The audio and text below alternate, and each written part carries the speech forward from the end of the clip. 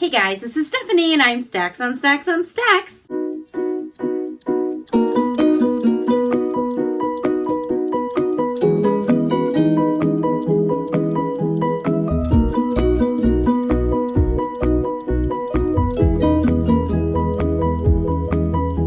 I don't know if you guys knew this, but last week my channel got hacked.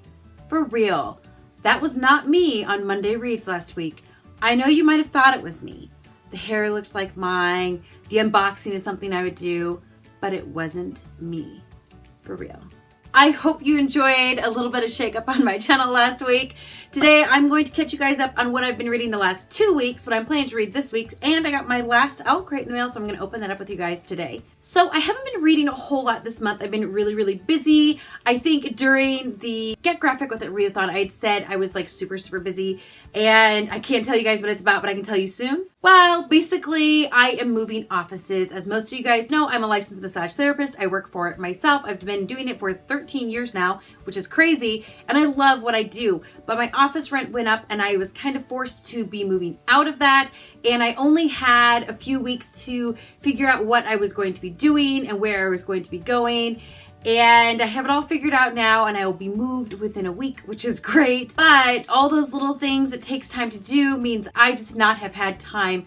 By the way, do you guys like my decorations? I have Mr. Skellington here and some pumpkin and a few bats, and I don't think you can really see my lights. They're orange. I don't think you can see them, but they are there, I promise. They're here. Oh, you can kind of see them. Oh, they're fading in and out. Now, I did set them to that this time. They're not possessed. Scout's honor. I hope not. I kind of wonder if those purple eyes will be possessed when I put them back up in the spring. I don't know. So, like I said, I hadn't really completed many books since then. But while I was reorganizing all of my shelves after my huge haul, which if you haven't seen it, go take a look at it. I got 105 books, I know, from my library sale. And I had so much fun. I went with my sister-in-law and we got books and it was so much fun. So I reorganized all this bookshelf and the ones that are down the hall. I think I'm going to have that video up for you guys on Friday, so be watching for that one. I was organizing my books and I had to think about it for a few days. Like I got half of them on the shelf and then I was like, no, that's not what I want. And then I got another half on the shelf and I took them off and I didn't know what I wanted, but I did pick this up, Seafire by Natalie C. Parker. So I was sitting amongst all of these books and I had this stack of books that was just sitting to the side. There was basically books that I've gotten in book boxes that I just wasn't really sure if I wanted to keep any of them. I don't know. I didn't know what I wanted to do with them. They're just a stack of ones that I really hadn't heard of. So I picked this one up randomly when I was supposed to be organizing my bookshelves. And I sat down and I read probably like a good third of it. It's a really quick read. And then I just finished it up over the next few days. Like I said, really quick read. And this one we're following a girl who basically is kind of a female pirate. She was raised on a ship where her mom was the captain. And then the ship is sunk and her parents are killed and her whole family and all she has is her best friend in the world.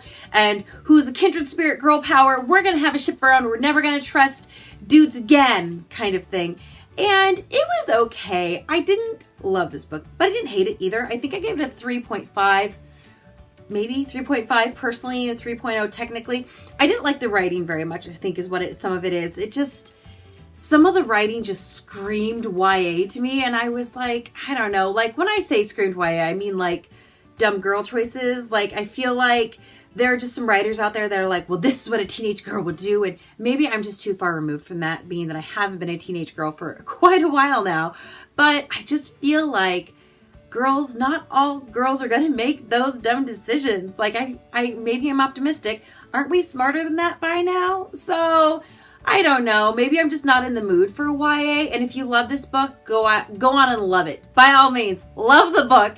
I just wasn't crazy about it, and I'm pretty sure it's going to be a series because it was set up with a bit of a cliffhanger. I don't think I'll be reading on with it, and I'm probably going to take it in and swap it out for another book at the local thrift store. But this did have a few good points in it. I really did like a few of the more minor characters in this. I felt like she actually gave some of the minor characters some really good depth and some really good character arcs, which was interesting because I didn't feel like our main character had much of an arc at all or much of a change or anything. but quite a few of the sub-characters really did have good development. So I know she can write development, but why she chose not to develop our main character, I don't know really at all. And then the part I didn't like also is that it was super predictable, and it just was, and it wasn't my favorite. I kind of thought this was like a we're best friends forever girls thing, and I tend to like girl friendships. I like family dynamics in books, but it did have that, oh, but I like that boy, but I like that boy, but I like that boy, and I'm over it. So it was just okay. And that's the only book that I read in 2 weeks, y'all. That is it. I know, right? I feel short. Otherwise, I have started a few books and I haven't really finished any of them. I actually started quite a few books. I just think in the midst of all these changes going on, I haven't known what I've been in the mood for. So when in doubt, pick up some Agatha Christie is what I have to say about it. I went ahead and started The Murder at the Vicarage, and I actually am like 3/4 of the way through it, and then I set it down and left it in my basement. So I forgot about it for like 2 weeks.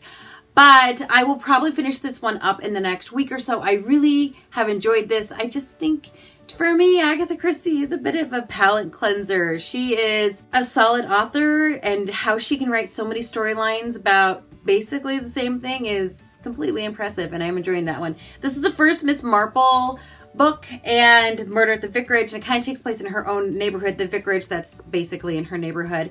And there is a murder, and yeah, it's at the Vicarage. I don't know what else to tell you. Just read the book, okay? I also went ahead and picked up, oh, I'm not going to say this right, and Manga Hoarder told me how to say this, and I'm not going to say it right. I'm so sorry. Okay. Rurouni Kenshin. I'm just going to call it Kenshin because I can get that part right.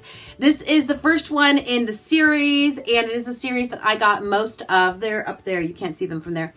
I got from my library sale. Out of 24, I got 22. So I didn't get the first one, so I got this from my library. And I don't have the 23rd one. So whenever I get to that point, library time again. But I haven't even started it. I picked it up. I shouldn't say I haven't started. I picked it up and I read the first 2 pages. Kind of started it. And it is the first one, and I want to go ahead and get started on the series since I own so much of it. So, hoorah. And then I have 2 books I'm basically in the middle of. The Illusionist's Apprentice by Christy Cambron. This is one that I got out of a haul about a month ago, and she was an author that a client of mine told me about and said is a really, really good author and writes great historical fiction with a modern twist, not a twist, modern feel more to it. And that definitely interested me. And this one is about Harry Houdini's assistant after he passed away, and she's going on with her career and her life and stuff like that, and is contacted by the police to help solve a murder that involves illusion and magic. And I am liking it. I'm about halfway through it. It is one, I will have to say the beginning was super slow. Like the first 40 pages, I was like, nothing's happening and I'm not enjoying this one. So I set it down, and then I picked it back up, and it is picking up. It's just not as quick as I think I was in the mood for. So I don't know if I will finish it or if I'm going to set it back down again, because it's just not moving as quickly as I want right now. I just need something quicker moving, which explains why I am in the middle of The Diviners by Libba Bray, and I can barely put it down. I am over halfway through this book, and like I said, I can barely put it down. Like when I'm home, I'm like, okay, I can get one more chapter in real quick.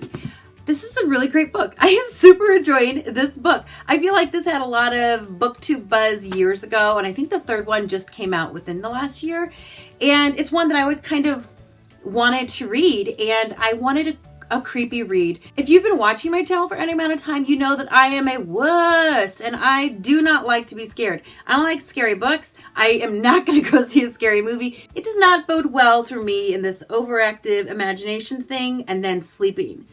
That does not work. So I think I've been a bit of a scaredy cat to actually start this one, but I will tell you, it is not super scary. Like, it does talk about things with like Ouija boards and the occult and stuff like that. And I guess, I mean, I know some of it is true, but at the same time, I don't believe that demons can make a body come to life and walk around in it. I just don't personally believe that. So to me, it makes us fall into the creepy section of fiction. And I think the horror stuff that I don't like is the horror stuff that's a little too close to real.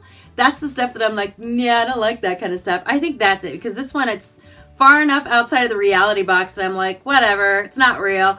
The storytelling is fantastic. I love the 20s. I love Libba Bray's writing. I love the way she's writing Evie, our main character. I love all of Evie's cute sayings. I love that she's adventurous and that she's a little bit wild and a little bit reckless. And Evie basically gets sent to stay with her uncle in New York City, kind of as a punishment, but it's not a punishment. Instead, she's in the roaring 20s. She's 17 years old. She's in the middle of speakeasies and parties in Charleston, and she's loving it. And then you have this supernatural, creepy undertone, which is definitely in there. And you have people that have kind of superpowers, you could say, and those are called diviners, hence the name of the book. And it's just all starting to kind of come together. I'm a little over halfway through. Some of my characters are starting to meet each other, and I'm liking where it's going. I'm hoping I will have this one done, and then maybe that's when I'll pick this one up again. But this is pretty fast paced. I'm enjoying this. And then I'm going to unbox my very last Owl Crate for you guys. I did cancel my subscription. The Owl Crate boxes can be a little hit or miss for me personally, and the bookie boxes are kind of like that too. So I'm not sure if I'll be keeping that subscription either. I mean, I like them, but they do cost a lot of money, and the one I like the best, I am okay with keeping, at least for now. This is how it looks. Ooh, I see some socks. I do like socks. Let us see here. Here's our card. Oh, this is cute. Little Witches is what it says, and she's pouring herself some tea. Today is Lost in the Bookstore is the theme. So, of course, we have Book Nerd Socks, unisex small, by Underline, out of print. It is an Owl Crate exclusive in its little books. I love fun socks. I really do. That is a great way to get me interested in your box. Now, just wait. I'm going to love this box. I'm going to be like, ooh, do I really want to cancel my Owl Crate? I am terrible at making decisions. You should have been around when I was looking at offices. The worst decision maker in the world right here. And we got some tea from the Tea Spot, I believe. It is, cocoa mint truffle. I can't smell it, but it's such cute little packaging, and it's loose leaf tea, so I got a little heart buddy to go with it. I have a couple of these already. I do like them, but the last one I got, and I think I got it from Owl Crate. It could have been from Bookish Box. When it gets hot, it comes apart, which, you know, defeats the purpose of putting the tea in an enclosed thing. Ooh, our print is very Harry Potter. I very, very like. And we have two books. We have 2 books. How nice. Oh, and I missed a couple items. Hold on. I'm coming. It's coming. I'm coming. Oh, stars. Okay. First one is our pin. Da-da-da. I don't always know what to do with the pins. I used to make magnets out of them, but now I have way too many magnets in my fridge. This says, books are a uniquely portable magic. Oh, this is probably like a book bub thing, like a little cover. And then you stick your book in there. Not that one. It's too big. How about that one? That's a more normal sized book. So what? I like big books. I think that's what this is supposed to be. And then you clip it shut and you can throw it into your backpack and then your book doesn't get destroyed, which is actually fantastic because I do have a backpack that I wear around town and I do destroy books. Not on purpose. All right, the first one is Pride and Prejudice Remix. Pride, I've heard of this. Author of American Street, Ibi Zoboi. I have heard of this one. I forget where I heard about it from. Somebody's channel, somebody was talking about it. I believe it is a retelling where our Mr. Darcy and our Elizabeth are black, and it takes place in like New York City. It's like a modern day version of it. I do like a good Pride and Prejudice retelling. I really, really do. And then we have a little note and a bookmark, which I'm always game for. And then we have our book, which is Shadow of the Fox by Julie Kagawa. This is a really pretty book. I have not heard of this book.